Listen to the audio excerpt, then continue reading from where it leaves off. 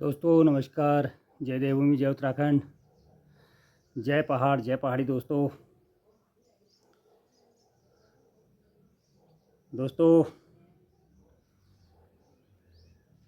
क्या आपके सम्मुख रखें और क्या ना रखें, इस दुविधा में, क्योंकि सन 2000 में 9 नवंबर 2000 को हमारा उत्तराखंड राज्य उत्तर प्रदेश से पृथक हुआ था। कई आशाएं, कई उम्मीदें इस प्रदेश से उस वक्त का नौजवान जो हम भी थे और आज इस स्थिति में पहुंच चुके हैं कि अभी भी हम दुविधा में हैं। उस समय आशा थी अपने लिए, आज दुविधा है अपने बच्चों के हित के लिए।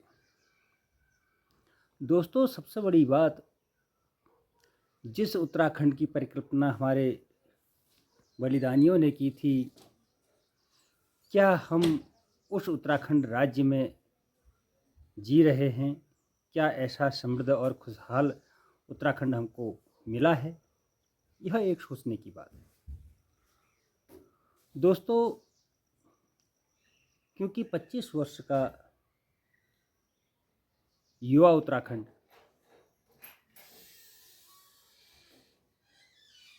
और आज सन 2000 के बाद जो जन्मे बच्चे, उनका भविष्य किस ओर है? क्योंकि पृथक उत्तराखंड होने से पहले हमारे पहाड़ों की जो स्थितियाँ थी, क्या आज भी वही है? हमारी सरकारें कहती हैं कि हमने विकास किया, बहुत विकास किया, विकास का नारा भी लगाते हैं, विकास का ढिढोरा पीटते हैं, लेकिन वो विकास आखिर पहाड़ों में दिखता क्यों नहीं? हाँ, दिखती हैं कुछ सड़कें,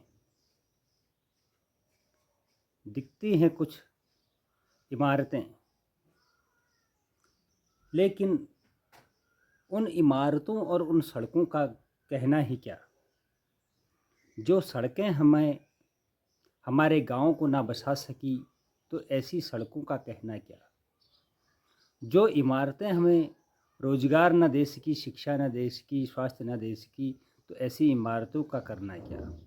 तो दोस्तों कुछ बातें मैं आपसे कहना चाहता हूँ कि वास्तव में हमारी सरकारें कहती हैं कि हमने बहुत कुछ किया, तो मैं कुछ जो मेरे अल्प बुद्धि में आई हैं वो बातें मैं आप सभी से शेयर करना चाहूँगा और आप सभी से निवेदन करना चाहूँगा कि कृपया इस पर कमेंट के ज़रिए अपनी राय रखें ज़रूर। हो सकता है मैं गलत हूँ, लेकिन अपनी राय ज़रूर रखें, क्योंकि जो मैं सोचता हूँ और जो मैं महसूस कर रहा हूँ, उन बातों को मैं आप सबके सामने रखना चाह रहा हूँ।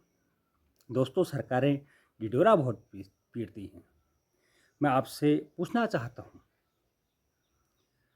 अगर हमारी सरकारों ने अच्छी गुणवत्तापूर्ण और शिक्षकों सहित अगर अच्छे विद्यालय हमें दिए हैं, तो उसके बाद भी अच्छी गुणवत्तापूर्ण शिक्षा के लिए नौजवान बच्चों का पलायन क्यों?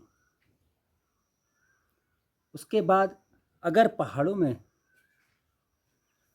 रोजगार विकसित किए हैं, हमारी सरकारें कहती है कि रोजगार विकसित करने का काम हमारी सरकारों ने किया है। अगर पहाड़ों में रोजगार विकसित हुए हैं, तो आज हमारा नौजवान पहाड़ से पलायन करके दिल्ली, मुंबई, लखनऊ या आदि आदि शहरों में क्यों? उसके बाद मैं पूछना चाहता हूँ, अगर हमारे पहाड़ों में आप लोगों ने स्वास्थ्य पर काम किया होता, अगर हमारे पहाड़ों में अच्छे स्वास्थ्य सेवाएं आपने बहाल की हैं, अगर अच्छे चिकित्सक, अच्छे हॉस्पिटल आपने खोले हैं, तो उसके बाद भी हमको अपने स्वास्थ्य के लिए पलायन करना पड़ रहा है क्यों? मैं आप सभी लोगों से पूछना चाहता हूँ। उसके बाद जो हमारी रोज़मर्रा की चीज़ें हैं, मैं आपसे यही पूछना चाहता हूँ कि अगर पहाड़ों में आपने खेती के लिए कोई ठोस नीति बनाई है, तो उसके बाद भी पहाड़ की खेती आखिर बंजर क्यों? सोचने की बात है। जिन खेतों से हम पले बड़े, जिन खेतों से हमने अपने माँ बाप ने हमारे माँ बाप ने हमको पाला पोसा, और वही हमारी मातृभूमि आज बंजर है। अगर पहाड़ों में पेयजल की समुचित व्यवस्था है, अगर आपकी सही नीतियाँ हैं, तो उसके बाद भी पेयजल की किल्लत क्यों? अमूमन पहाड़ों में आप देखते हैं, पहले तो केवल गर्मियों में ही वो दिक्कत होती थी, अब आपको सर्दियों में भी लोग चिल्लाते हुए मिलेंगे कि भैया पानी की दिक्कत हो चुकी है। तो आखिर क्यों? अगर पहाड़ों में आपने अच्छी सड़कें बनाई हैं, अच्छी आपकी परिवहन व्यवस्था है, तो उसके बाद भी जनता परेशान क्यों? वो दिखता क्यों नहीं? आखिर वो व्यवस्थाएं आपकी हैं कहाँ? उसके बाद मैं आपसे पूछना चाहता हूँ, अगर आपके पास पहाड़ के युवाओं के लिए, आपने पहाड़ों से नौजवान बच्चों के लिए खेल की अगर नीतियाँ बनाई हैं, तो उसके बाद भी पहाड़ से खिलाड़ी आता हुआ दिखता क्यों नहीं? अगर आपने आवारा जानवरों के लिए कोई ठोस नीति बनाई है, तो उसके बाद भी आवारा जानवर सड़कों पर क्यों? कुछ ऐसे सवालात जो अभी तो बहुत कम ये सवाल हैं जो मुझे अभी सूझे, तो इसलिए मैंने सोचा कि आप सभी लोगों के साथ साझा करूं।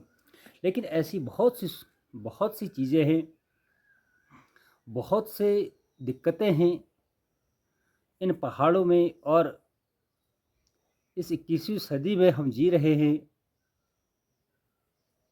देश कहाँ से कहाँ पहुँच चुका है, लेकिन हम आज भी जस के तस क्यों? क्या यही परिकल्पना थी उत्तराखंड राज्य बनाने की? क्या यही सपने संजोए थे उस समय के नौजवान युवा ने? या जो हमारे उत्तराखंड राज्य के लिए बलिदान हुए, जो शहीद हुए, उनके सपने क्या यही थे? क्या ऐसे ही सत्ताएं सौंपने के लिए हम लोग जिम्मेदार नहीं हैं? क्योंकि वोट से हम लोगों ने आप लोगों को सत्ता में बैठाने का कार्य किया है। क्या हमारा निर्णय सही?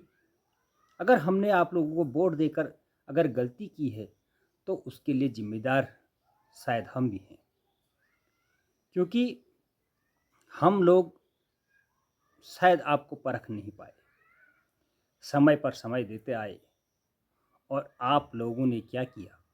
अभी फिर चुनाव आएंगे, लेकिन आप अपने विकास के दम पर चुनाव लड़ने की क्षमता नहीं रखते हैं, यह स्पष्ट है। आप देश के माननीय प्रधानमंत्री मोदी जी के नाम से आप वोट लेते हैं, क्या इसीलिए आपको सत्ता में बैठाने का जो गुनाह हमने किया, क्या उसका दंश हम झेल रहे हैं? 25 साल के राज्य में आखिर हमें मिला क्या? मैं अपने प्रदेश के जितने भी मेरे साथी मेरे इस चैनल को देख रहे होंगे, मैं उन लोगों से भी प्रश्न पूछना चाहूँगा। क्या इस उत्तराखंड राज्य में उत्तराखंड के नौनिहालों का भविष्य किस तरफ जा रहा है, और हमें क्या मिला? मैं प्रश्न कई मेरे मन में आ रहे हैं, कई प्रकार के प्रश्न हैं, लेकिन अभी तो मैंने बहुत छोटे प्रश्न आपसे पूछे हैं, जो हमारे दैनिक जीवन में रोज़ की चीज़ें हैं, चाहे वो बच्चों के भविष्य का सवाल हो, चिकित्सा का सवाल हो, शिक्षा का सवाल हो, पेयजल का सवाल हो, क्योंकि यही हमारी दैनिक जीवन की चीज़ें हैं।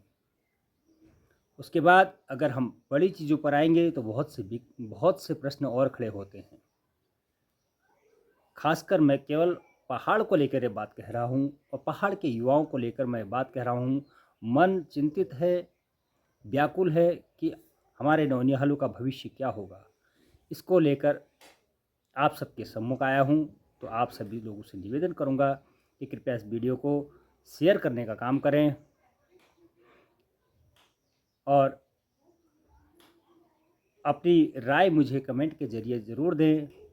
मैं आप लोगों से आशा करता हूँ कि आप अपनी राय ज़रूर रखेंगे, क्योंकि प्रदेश के हित की बात है, प्रदेश के नौनिहालों की बात है, उनके भविष्य की चिंता है और हमारे जो पहाड़ों में रह रहे बुज़ुर्ग हैं, उनके भविष्य की चिंता है कि वो किस प्रकार से अपने आने वाले दिनों को इन पहाड़ों में बिताएँगे।